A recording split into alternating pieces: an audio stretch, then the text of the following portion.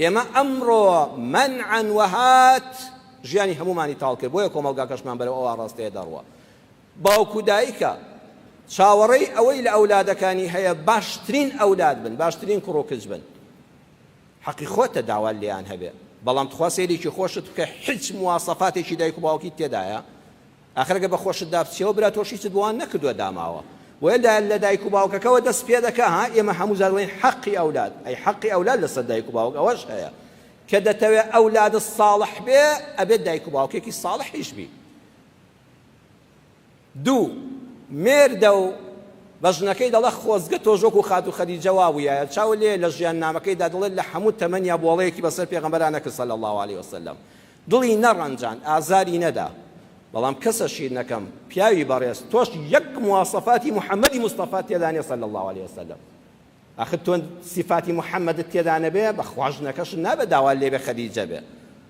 سێ ژنێکە و ئەڵێ خۆزگە پیاوەکەم وەکو ئیمامی عەلی وابوویایە، شێری مەیدانی جەنگ دەمی دەکردەوە حکمت دەهاتە دەرەوە، قەڵەمی دەخستە سەر کاغەز و زانست دەباری، شاری عیلم و زانیاری بوو، پیاوی ناو پیاوان، مرد دادپەروەر عادل. بەڵام ئەی کچەکەی خۆم تۆ ئەگە دەتەوێت مێردەکەت عەلی بێ حس سیفاتێکی خات و فاتیمەت تێدایە؟ ناوەڵڵا ئیدە بەخوا غەدرە، تۆ هەر داوای چاک بۆ خۆت دەکەی، ئەی هیچیش نییە لە مواسەفاتەکانی خۆتدا کە پێشکەشیکەی. کرێکارێک فەرمانبەرێک موچەخۆرێک بەخوا حەقی خۆیەتی چاوەڕێ بکات لە کاتی خۆیدا موچەی خۆی کرێی خۆی بە تەواوەتی بدرێتێ.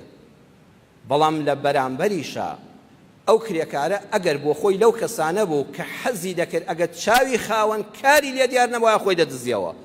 وەڵی زۆربەی خاوەنیش دەڵێ قەسەم بەخوا تا چوم نوێژەکەم کردو هاتوومە تەلەفۆنێکم بۆ تۆ سەرێکم لەو شوێنەدا گەندەڵی لە ئیشەکەیدا کراوە کابرای وەستا ئیشەکەی بەدڵسۆزی نەکردووە. ئێمە ئەمڕۆ منعاً وهات ژیانی هەمومانی تاڵ کرد، بۆیە کۆمەڵگاکەشمان بەرەو ئەوە ڕاستەیە دەڕوە. باوکو دایکە چاوەڕێی ئەوەی لە ئەولادەکانی هەیە باشترین ئەولاد بن، باشترین کوڕ و کچ بن.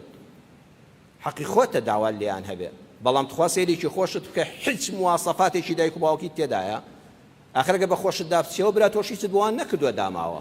وێدا لە دایک و باوکەکەەوە دەست پێ دەکە ها ئێمە هەموو زارڵێن حەقی ئەولاد، ئەی حەقی ئەولاد لەسەر دایک و باوک ئەوەش هەیە کە دەتەوێت ئەولاد ساڵح بێ ئەبێت دایک و باوکێکی ساڵحیش بی. دوو مێردە و بەژنەکەی دەڵە خۆزگە تۆژۆک و خات و خەدیجە وابوویایە چاو لێ لە ژیان نامەکەیدا دەڵێت لە هەموو تەمەنیا بۆڵەیەکی بەسەر پێغەمبەران نەکرد صلی الله علیه وسلم. دڵی نەڕەنجان، ئازاری نەدا، بەڵام کەسەشی نەکەم پیاوی بەڕێز تۆش یەک مواسەفاتی محەممەدی مستەفا